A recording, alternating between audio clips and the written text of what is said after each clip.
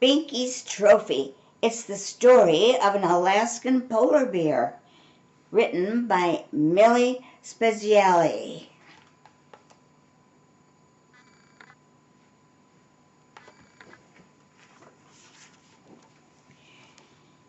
Binky's head turned left and right and left, as he searched the Arctic darkness.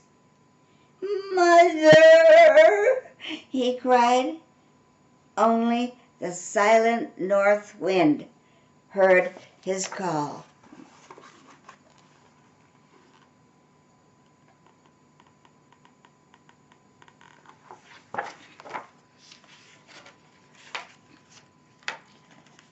Shivering, Binky backed into his den and curled up beneath the trophy wall.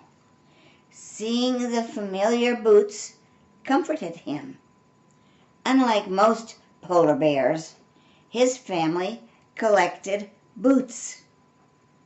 Every night he would ask his mother, "Tell me again how each of the boots was collected." "Practice and patience," she would say. "That's what it takes to get a good trophy. Practice and patience." Tonight, though, there would be no story. Mother was missing. The next morning, Binky was still asleep when someone called down into the den. "Hey, Binky, the sun's up," called his friend Artie the fox. "Has your mother returned yet?" "No, she's been gone a long time. I miss her." "Come on, I'll help you catch breakfast," Artie yelled, bounding after a snowshoe hare. You know, a hare is a rabbit, right? "Here I come," cried Binky, joining the chase.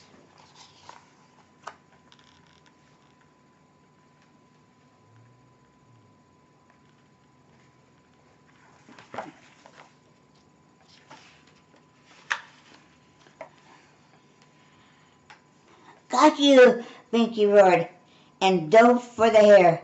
Swoosh! Down the slippery hill he went. Binky's breakfast quickly disappeared. "Next time," Artie said patiently.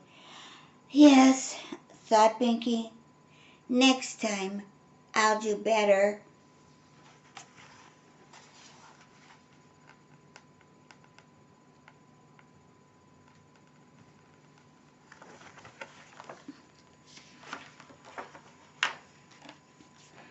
What else could he eat? "Quack, quack, quack," came a raven's call. "This time I've got you," Binky whispered without moving. "Quack, quack, quack." The raven flew closer. Binky pounced. "Caw, caw, caw, caw, caw, caw," rasped the raven as he wiggled free, leaving only one coal-black feather behind. A hungry little bear returned to his den that night. Binky pulled the whaler's boot down from the trophy wall and savored the last drops of oil he found on the bottom. "Mother will come soon," he growled softly to himself. "Mother will come soon."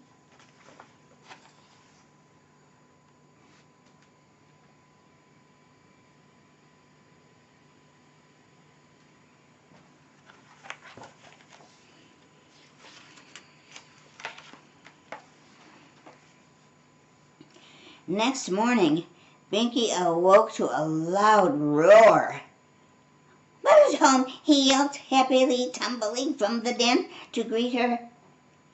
He never heard Snappy Owl's warning hoot or felt the tranquilizing dart.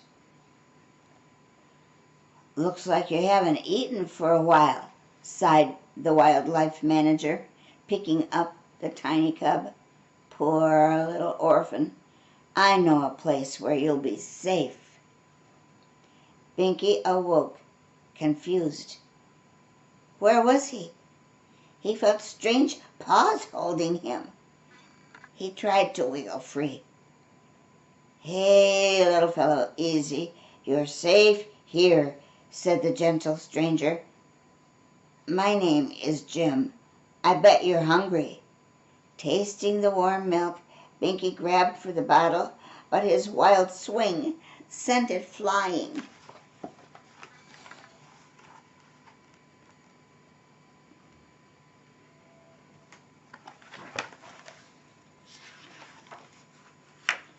"Hold on, little guy. With a little practice and patience, you'll get it right." Binky grabbed hungrily. This time the top came loose. Swoosh! The milk poured over his face. Binky was surprised. "Let's try again," said Jim, as he picked up another bottle. "The raccoon's cage will be your home until we can build you a better one," said Jim. Binky looked around the small cage and wailed, "This can't be home. No mother, no trophy wall. Where's the pack ice? Where is the cold blue water?"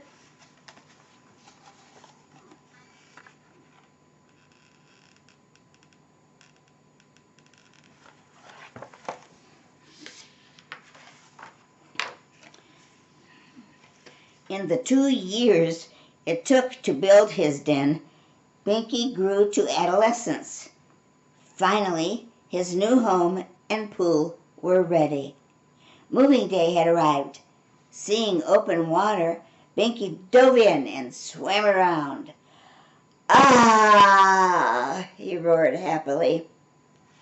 After his refreshing swim, Binky napped by the pool. Memories of home filled his mind. He dreamt that he was with his mother on the Beaufort pack ice. "Tell me how each of the boots was collected," he pleaded. His mother's voice filled his dreams as she retold his favorite family story.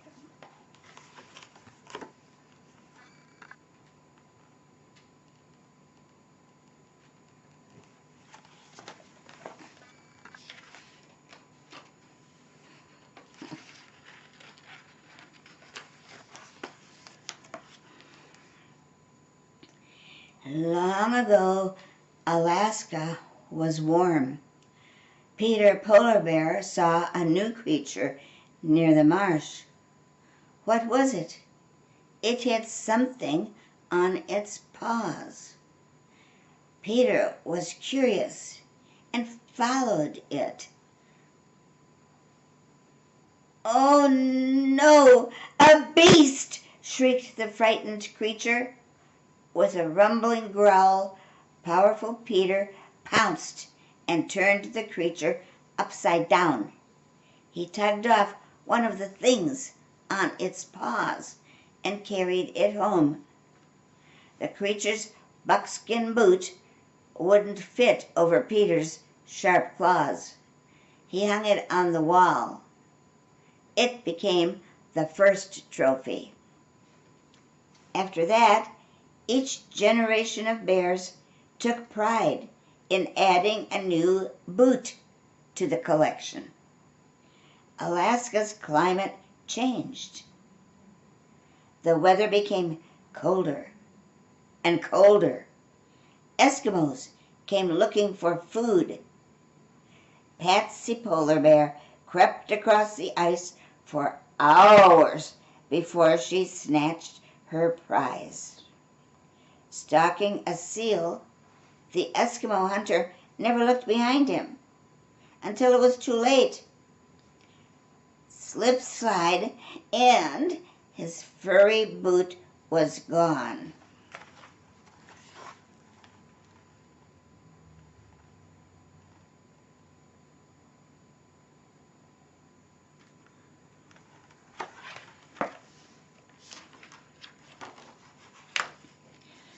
Many years passed before new people came in search of fur seals. Percy Polar Bear watched the Russian ship glide among the ice floes. "A good place to hunt," said the sailor as he stepped from the ship. He was startled when the ice turned into a fierce white whirlwind with long claws. "Set sail before the storm overtakes us," he shouted through trembling lips as he leaped up the ladder and onto the deck. A red and black felt boot joined the family collection. More years passed, Mother said. Next, hunters came looking for whales. She took down an old whaler's boot. "Maybe you can find a little oil on the bottom of this boot," she said with a sly grin. Binky never suspected that his mother rubbed fresh oil over the boot whenever she could. The oil was like candy to him. Mother continued. The scent of fresh whale blubber led wily Polar Bear to the whaling ship. He lay motionless on the white ice, his paw covering his black nose. Snip, snap! Wiley pulled a slick, waterproof boot off the startled man. "The ice is alive!" screamed the captain, who shivered and shook in fright.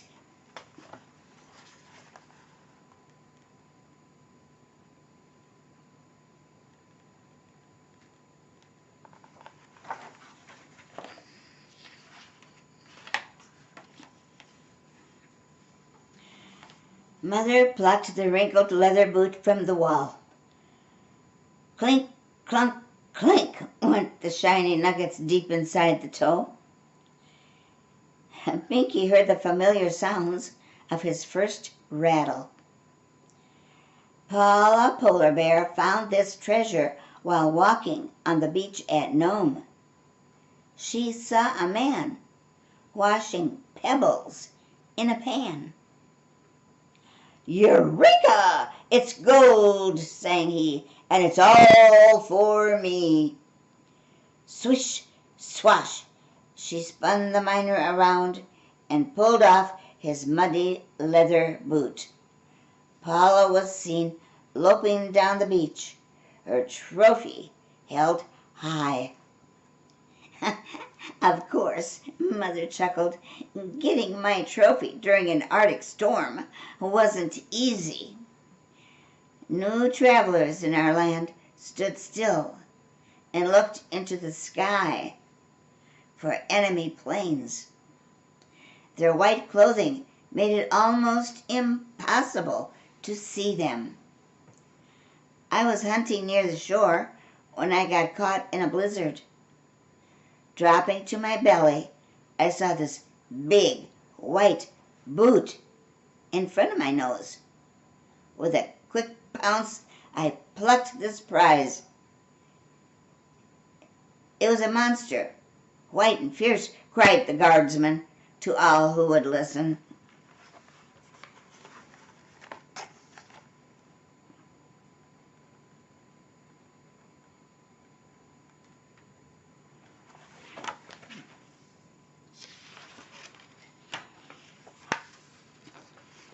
The sound of voices woke Binky from his long dream. He peered through the bars. He saw a crowd of people with boots of every shape and size. "My trophy!" he yelled and rushed toward them. Hitting the bars with a crunch, he fell back in surprise. Wide awake now and remembering where he was, Binky retreated to the back of the cage.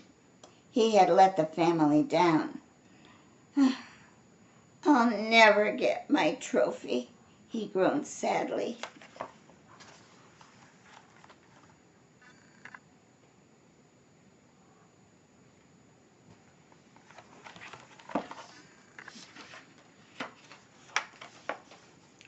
The years passed, and Binky turned into a giant, like his father.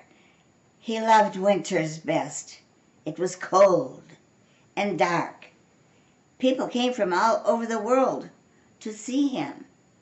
"He's Lord of the Arctic," they'd say, as they watched Binky walk like a king around his enclosure. Soon he was famous. Binky took it in stride. Being a celebrity didn't change him at all.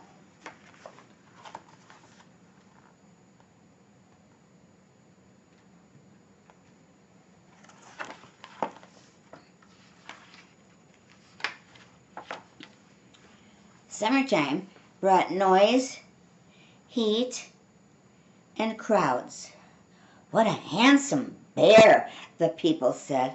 "So big. Look at those huge paws." "Grrr," Binky roared. His picture was in the newspaper and on television. Everyone loved Binky. Then, one summer day, he heard a voice say, "What a beautiful bear."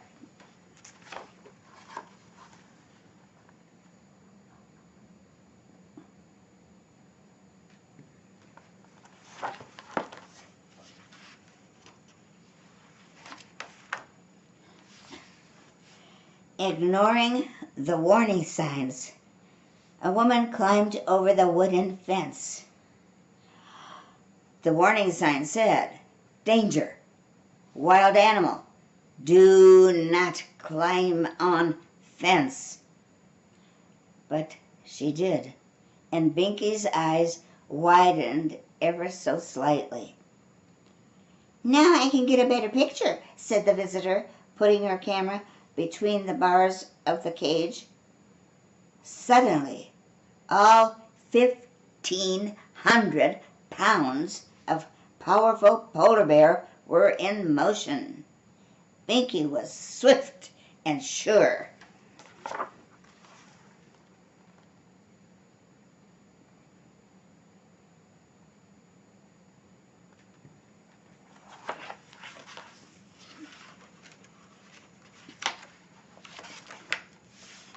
In a split second, he had his prize. "What was that?" screamed the startled woman as she was pulled away from the cage. Binky, head held high, strutted around, clutching his trophy for all to see. The family tradition was alive and well. Binky was a proud polar bear that day.